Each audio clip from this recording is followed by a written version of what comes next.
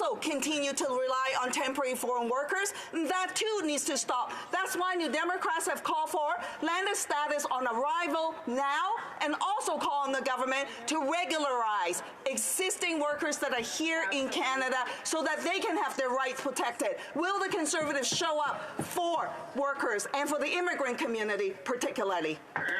Questions and comments? Question commentaire. The honourable member for Kitchener Centre.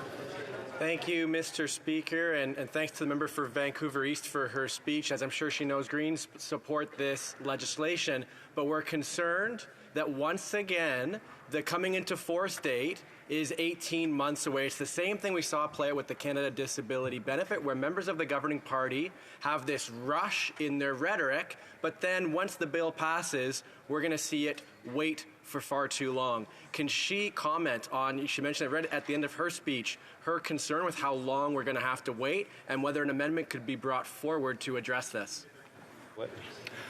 The honourable member for Vancouver East.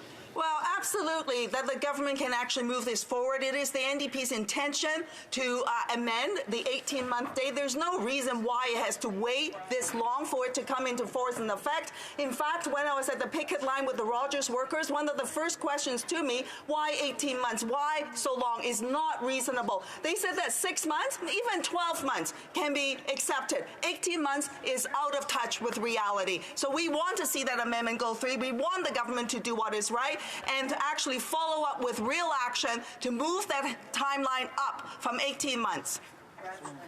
We have time for another question. Questions and comments. Questions et commentaires.